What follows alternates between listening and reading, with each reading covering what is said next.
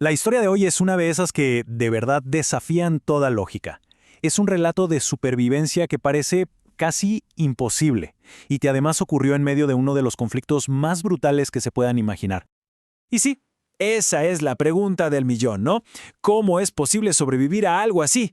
Uno pensaría que no hay forma. Pero bueno, la historia que vamos a desgranar hoy nos demuestra que a veces la realidad supera y por mucho a la ficción. Bueno, para entender cómo pasó todo esto, tenemos que retroceder en el tiempo. Vámonos a un momento de puro caos y violencia, la Revolución Mexicana. A ver, el año es 1915. Ojo, este fue uno de los momentos más, pero más sangrientos de toda la revolución. Había facciones peleando por todo el país y la justicia, pues, la justicia era rápida y muy brutal. Las cosas se decidían ahí mismo, en el campo de batalla, nada de tribunales ni juicios. Y es justo ahí, un 18 de marzo, en un lugar llamado Jalachó, en Yucatán, donde arranca esta historia increíble. Y aquí entra en escena nuestro protagonista. Se llamaba Wenceslao Moguel. Era un soldado, un joven que luchaba del lado de los villistas, o sea, los que seguían al famosísimo Pancho Villa. Pero las cosas se complicaron rapidísimo para él, de una forma que da escalofríos. A Moguel lo capturan las fuerzas enemigas, los constitucionalistas. ¿Y qué pasa? Sin pruebas, sin darle chance de defenderse, sin ningún tipo de juicio, nada, lo acusan de ser rebelde y de inmediato lo sentencian a muerte. Así, sin más, es que en plena guerra lamentablemente así eran las cosas. Y bueno, con esto llegamos al momento clave, el clímax de esta historia. La ejecución, el instante en que, se suponía, la vida de Wenceslao Moguel iba a terminar. 9. Escuchen bien ese número, 9. 9 disparos. Primero, un pelotón de 8 soldados le dispara al mismo tiempo a quemarropa. Y, por si fuera poco, cuando su cuerpo ya está en el suelo, se acerca un oficial para darle el 9º y último tiro. Este último disparo tiene un nombre. Se le conoce como el coup de grâce, el famoso tiro de gracia. Y su objetivo es clarísimo, no hay lugar a dudas. Es para terminar con el sufrimiento y, sobre todo, para asegurarse de que no quede ninguna, pero ninguna posibilidad de sobrevivir.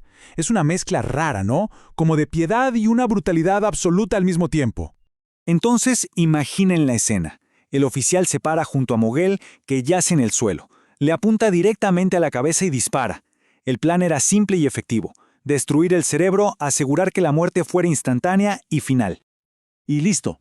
Sentencia cumplida. Los soldados se van, dejan el cuerpo de Moguel tirado con los demás, totalmente convencidos de que el trabajo estaba terminado. Silencio total. Podríamos pensar que aquí se acaba la historia, pero no. Porque es justo aquí, en este momento, donde la historia da un giro que de verdad rompe todos los esquemas. Aquí es donde empieza la leyenda. Resulta que, a pesar de las 9 balas, a pesar del tiro de gracia directo a la cabeza, increíblemente Wenceslao Moguel seguía vivo. Malherido, claro, gravísimo, pero consciente. La pregunta es obvia. ¿Cómo es posible? Bueno, parece que el tiro de gracia, esa bala que debía ser la definitiva, falló por un pelo su objetivo. Milagrosamente, la bala le atravesó la cara, le destrozó la mandíbula, la mejilla, pero no le tocó el cerebro. Pensemos en eso. Quizá 1 centímetro fue la diferencia entre la vida y la muerte. Ahora, tratemos de imaginar la escena. Está todo oscuro. Moguel está malherido, sangrando, desfigurado, y espera a que sus verdugos se vayan. Y luego, con una fuerza de voluntad que es sobrehumana, se empieza a arrastrar. Avanza como puede, por 3 cuadras, hasta que llega a una iglesia, la iglesia de Santiago Apóstol. Y es ahí donde lo encuentran, y por fin recibe ayuda. Entonces, ¿qué pasa después? ¿Qué le sucede a alguien que literalmente sobrevive a su propia ejecución? Pues se convierte en una leyenda, en un símbolo viviente de que lo imposible a veces sucede.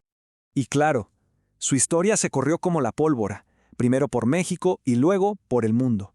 La gente ya no lo conocía como Wenceslao Moguel. Para todos, él era el fusilado. Así, tal cual, el hombre que había vuelto de la muerte. Su apodo lo decía todo. Pero la cosa no queda ahí, porque no solo sobrevivió ese día, vivió 61 años más, imaginen, Incluso llegó a contar su historia en un programa de radio súper famoso en Estados Unidos, el de Ripley, aunque usted no lo crea. Y ahí estaba él, mostrando su cara desfigurada como prueba viviente de lo que había pasado. Murió mucho tiempo después, en 1976, a los 86 años. Y con esto llegamos al final. La historia de El Fusilado nos deja con una pregunta que da para pensar mucho, ¿no? ¿Qué fue lo que lo salvó realmente? ¿Fue suerte, pura y dura? ¿Fue su increíble voluntad de vivir? ¿O será que hay algo más? Algo que no entendemos cuando una persona se enfrenta a un momento tan extremo. Y cuéntenos en los comentarios qué otras historias les gustaría que trajéramos al canal.